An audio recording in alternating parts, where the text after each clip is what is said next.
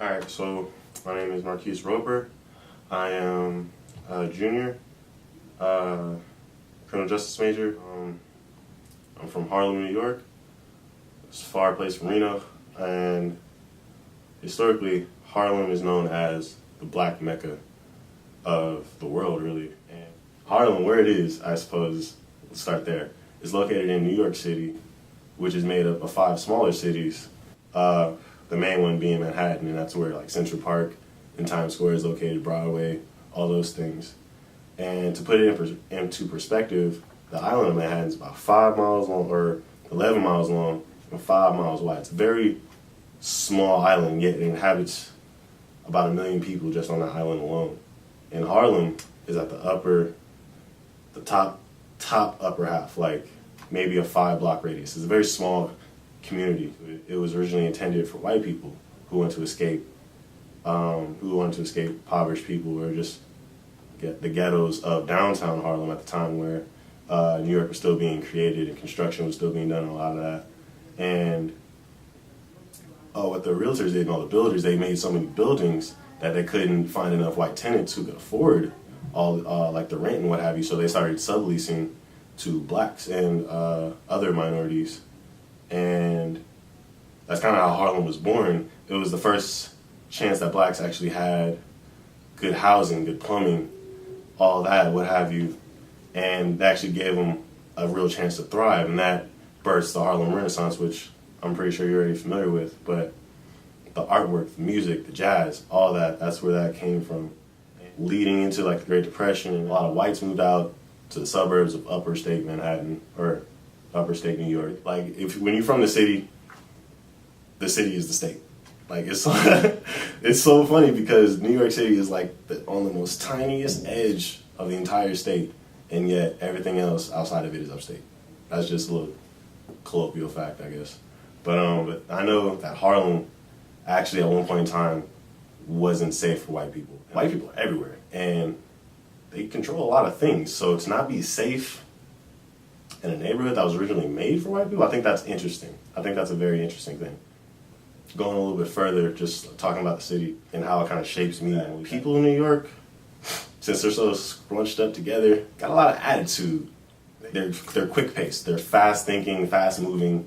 Somebody in that city or neighborhood is always doing something. There's always something to be done, a solution to be found. And that kind of shapes my mindset, like how I think. I don't really like to discuss problems without it leading to a discussion about a solution. That's how I operate. That's how I think my family operates. And I would say definitely music-wise, even like how I said, people are always looking for a solution. I think a lot of conscious rap stems from the Renaissance, stems from Harlem, because, like I said, people are always trying to find a solution. And with the creation of hip-hop, a lot of those people there, a lot of those artists, even just in that region, the East Side region, where that blew up initially, was a lot of conscious rap. They had a lot of problems to deal with, and music wasn't not necessarily an escape, but a way to voice it and raise awareness for those problems. A very distinct characteristic about Harlem is that people really back up what they say, or they don't talk. It's that simple. Just growing up in that city, the moment you start talking shit is the moment you kind of engage in that action. Now you have to back it up. And a lot of times the other person, like the opposing party or whatever, they're not even going to let you run at that point. Like, if you're talking shit, they're going to see how much of it you can back up, whether you want to or not. So just coming from that, like, there's so many things about me that just go back to my upbringing. Colorblindness, for example. It wasn't actually until I moved out to the West that I was made aware of my race, being black, and how people actually treated me. I didn't realize it from a young age, and that goes back to the diversity of New York. There's so many races there: white people, black people, Chinese people, Italian people, Roman people. Like, there's a race for everybody, Japanese people, Taiwan people. Like, there's so many people that people just don't have the time, or there's so many different kinds of people there that people don't have the time to discriminate against one. Because, like, to single out one race, for one, it's like a melting pot. That's like an original melting pot. You gotta find them out of all of these other people, and then you gotta single them out. And then at that point, you might find yourself in a whole new neighborhood where you might get jumped for trying to do something. You know, like, it's just, people didn't have that that hostility, I guess, toward, or that prejudice to just divide by color or race or whatever. And that might just be, for me being young, not be able to see a lot of it. But I feel like that's also a part of the city. And coming out here, I was made very aware of my race, because out here, out west, they're not as, I suppose, caught up or have progressed in the ways that they have back east. Art. Let's talk about art.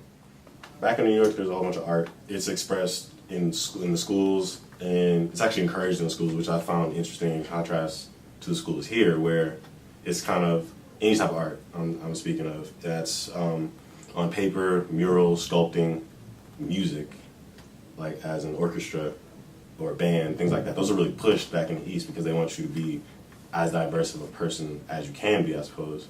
And out here, it's just an option. They don't really advertise them. They don't really push their kids to learn different skill sets, different crafts, different trades.